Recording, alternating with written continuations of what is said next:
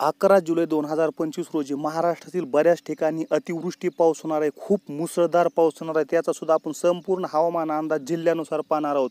पहिल्यांदा आपण जालना या जिल्ह्यामध्ये पाहू. जालना या जिल्ह्यामध्ये वातावरण हे ढगाळ राहणार आहे. छत्रपती संभाजीनगर या ठिकाणी अर्धा दिवस ढगाळ राहील आणि दुपारनंतर क्वचित ठिकाणी पाऊस जाणवेल. बीड या ठिकाणी आपल्याला मध्यम पाऊस अपेक्षित आहे.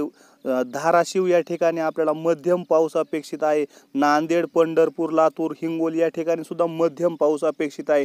नंतर आपण पुढील जो काही नाशिक विभाग आहे, या नाशिक विभागातील संपूर्ण जिल्ह्यांचा या ठिकाणी काही ठिकाणी मुसळधार काही अतिवृष्टी होणार आहे. नाशिक या ठिकाणी सकाळी ढगाळ व दुपारी स्निग्ध, दुपारी गडगडासह अतिवृष्टीची शक्यता. नाशिक जिल्ह्यामध्ये भरपूर पाऊस पडणार आहे. धुळे या ठिकाणी सुद्धा दुपारी विजापरीत गडगडाटासह अतिवृष्टीची शक्यता आहे. नाशिक धुळे या भागात खूप मुसळधार अतिवृष्टी पाऊस पडणार आहे. जळगाव, नंदुरबार या ठिकाणी सकाळी शावर तर दुपारी हलक्या गडगडाटासह शावरचं सुद्धा प्रमाण दिसणार आहे.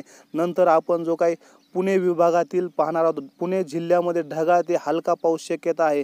सातारा जिल्ह्यामध्ये सुद्धा मध्यम ते हलका पाऊस अपेक्षित आहे.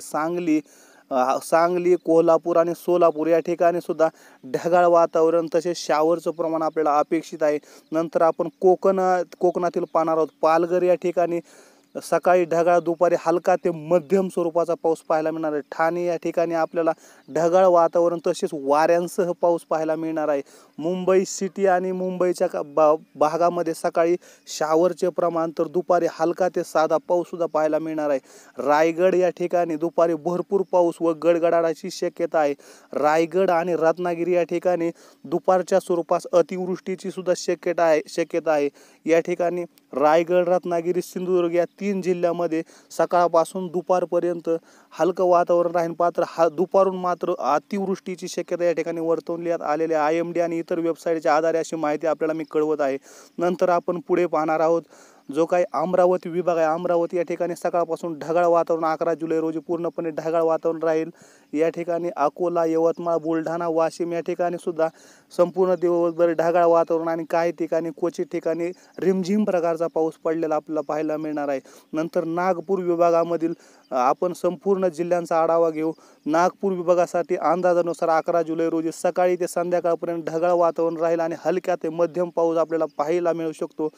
पुण्यातील अंदाजानुसार या दिवशी नागपूरमध्ये स्कायमेटच्या वेबसाईटच्या पुण्यातील अंदाजानुसार या दिवशी नागपूरमध्ये मध्यम आणि वातावरणात ढगाळपणा अपेक्षित आहे. अशा प्रकारचा भंडारा व गोंदियात काही तासांमध्ये ढगाळ वातावरण, मंद पाऊस व वर्धा येथे हलका ढगाळता अपेक्षित आहे. अशा प्रकारचा 11 जुलै 2025 हवामान अंदाज आहे. धन्यवाद.